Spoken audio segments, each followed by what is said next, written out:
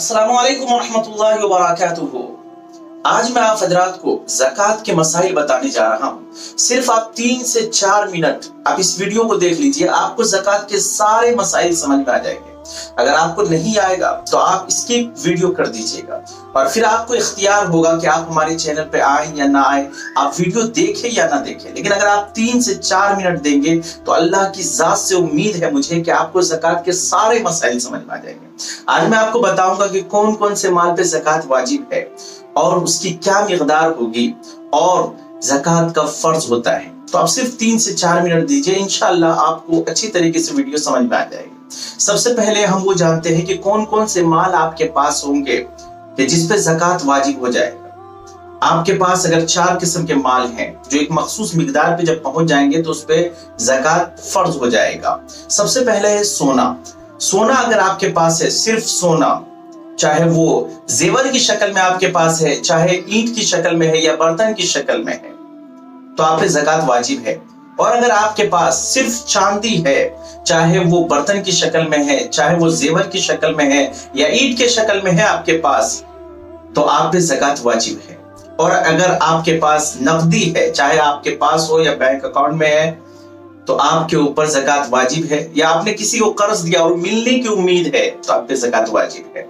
इसी तरीके से दुकान में रखी गई हर वो चीज जो बेचने की नीयत से आपने खरीदी है तो उस पे भी ज़कात वाजिब है।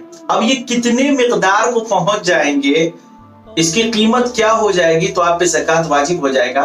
तो सोना अगर आपके पास है तो सोना अगर 7.5 तोला अगर आपके पास है जिसकी कीमत 65 से 70 हजार रुपए बनते हैं, आप अपने यहाँ भी इसकी जानकारी ले सकते हैं कि वहां इसकी क्या कीमत है। तो 7.5 तोला अगर आपके पास सोना है, सिर्फ सोना है, तो आपके ऊपर ज़कात वाजिब है। इसी तरीके से 52.5 तोला चांदी आपके ऊपर है, आपके पास है, जिसकी कीमत 65 से 70 हजार रुपए के तकरीबन बनते हैं, तो आपके ऊपर ज़कात वाजिब है। या आपके पास इतना पैसा है कि जिससे आप 52.5 तोला चांदी खरीद सकते हैं, तो आपके ऊपर ज़कात वाजिब है। या इसी तरीके से आपके दुकान में आपने बेचने की नीयत से जो सामान खरीद रखी है उसकी कीमत अगर इतनी बन जाती है कि जिससे आप 52.5 तोला चांदी खरीद सके, तो आपके ऊपर ज़कात वाजिब है।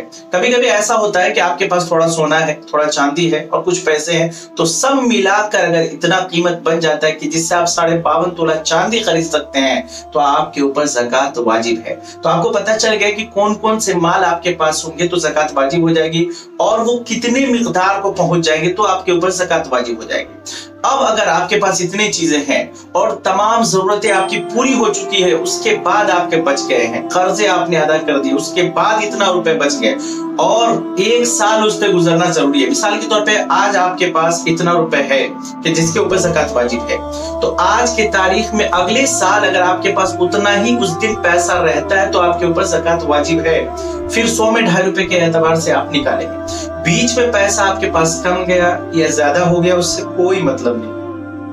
उसी तारीख में अगर आपके पास उतना पैसा हो जाता है और आपके ऊपर कोई कर्ज भी नहीं है, उतना पैसा है और आपने तमाम जरूरतों का आपने पूरा कर लिया है, तो आपके ऊपर ज़कात फिर वाजिब हो जाएगा। अगर पैसा कम गया है, मिकदार से कम हो गया है उस तारीख के अंदर, तो आपके ऊपर ज़कात वाजिब नहीं है। अगर बीच के अंदर आपके पास पैसा ज्यादा था, उससे बहुत ज्यादा भी हो गया, कम भी हो गया, इससे मतलब नहीं है। तो ये सारे मसाइल हैं। जेवर के आपके पास है तो वही है कि आपके पास उतना मिकदार होना चाहिए। कभी कभी ऐसा होता है ख्वातीन हजरात के पास कि उनके पास थोड़ी चांदी है और सोना है, तो उस मिला के जो उसकी कीमत अगर 52.5 तोला चांदी खरीदने की कीमत बन जाती है, मिसाल के तौर पे 60 से 70 हजार रुपए तकरीबन बन जाते हैं, तो उसके ऊपर ज़कात वाजिब है। फिर वो ज़कात वाजिब करे। बाज़ लोग ये सोचते हैं कि रमजान मुबारक के महीने में ही ज़कात अदा करेंगे। नहीं, आज अगर आप मालिक होते हैं उस पैसे के मिकदार के, तो आज की तारीख में अगले साल जो भी, चाहे रमजान हो या कोई सा भी महीना हो, आप उसी तारीख में आपके ऊपर ज़कात निकालना वाजिब है।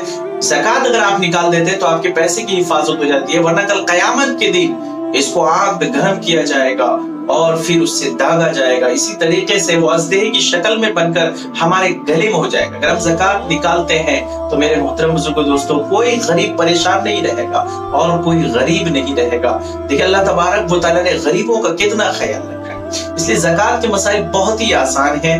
اگر آپ اچھی طریقے سے اور بھی اگر آپ کو اب بھی نہیں لگتا ہے کہ ہم نے نہیں سمجھا تو آپ دوسری مرتبہ ویڈیو کو دیکھیے, انشاءاللہ آپ کو سمجھ میں آ جائے گی, کیونکہ 1 سے 2 مرتبہ اگر آپ ویڈیو کو دیکھ لیتے ہیں تو آپ کو سمجھ میں آ جائے گا. ہم نے بالکل آسان طریقے سے بتا دیا.